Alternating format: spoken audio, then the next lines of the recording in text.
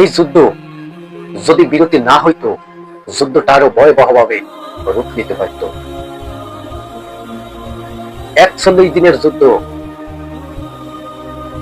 মানুষ হাহাকার লেগে আছে। প্রত্যেকটা রাষ্ট্রের ভিতরে অর্থনীতি চুরমার করে ভেঙে পড়ছিল।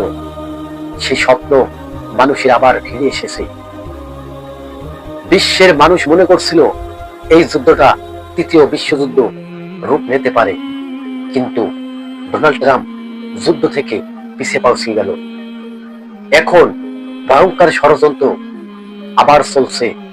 যুদ্ধ বিরতি হয়েছে এটাও সত্য। 2 সপ্তাহের জন্য ইরানের উপরে কোনো হামলা করবে না, ইরানও আমেরিকার উপরে ইসরায়েলের ভিতরে কোনো হামলা করবে না। তবে ইরান কিন্তু সাফ সাফ জানিয়ে দিয়েছে যুদ্ধ বিরতি হয়েছে এটাও সত্য। যদি এই যুদ্ধ বিরতি লঙ্ঘন করা হয় তবেই কিন্তু মরণ কামড় দিয়ে দেবে ইরান। সাফ সাফ জানিয়ে দিয়েছে আমেরিকাকে, ইসরায়েলকে, পুরো বিশ্বের দরবারকে কিন্তু ইরান কিন্তু হুঁশিয়ারি দিয়ে দিয়েছে। এই ইরান কিন্তু আগের মতো সেই ইরান নাই।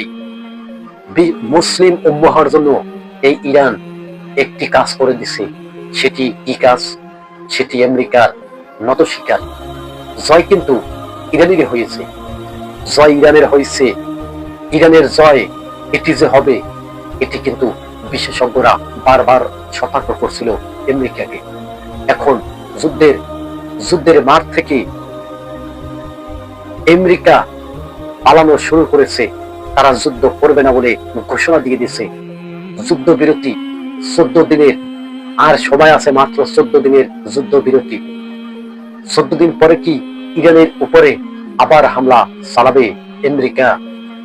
তবে এইবার যদি আবার শুরু হয়ে যায়, তবে এবার কিন্তু এই যুদ্ধ বিরতিতে আনতে পারবে না। কেননা ইরান বুঝে ফেলছে এবার যদি যুদ্ধ বিরতি যদি লঙ্ঘন করে, তবে এই যুদ্ধ হবে মারাত্মক যুদ্ধ হবে। হতে পারে এইটাই পারমাণবিক বোমা ব্যবহার করতে পারে আমেরিকা ইরানে।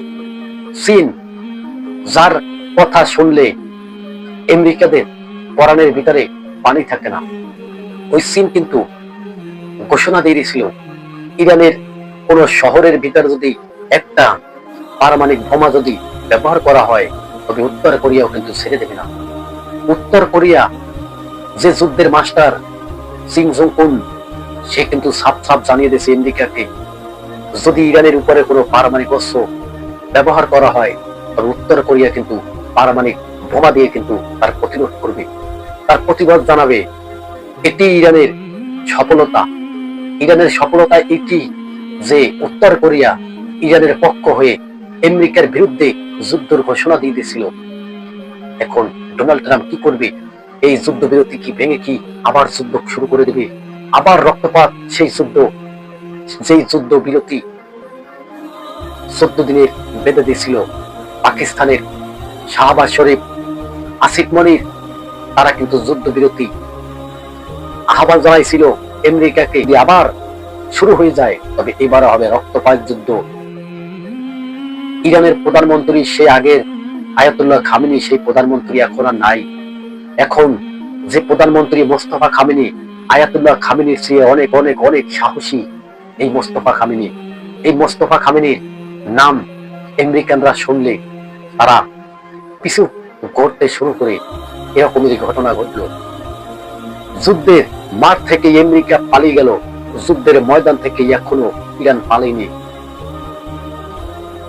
আমেরিকা এবং ডোনাল্ড ট্রাম্প তার সমস্ত বাহিনীদেরকে কঠোরভাবে বলে দিছে, ইরানকে একচুলভাবে ছাড় দিলে তবে তার কিন্তু শেষ রক্ষা হবে না। হতে পারে তার কিন্তু হাজতের খানা, থাকতে হইতে পারে তার সারাটা জীবন হাজতের ভিতরে।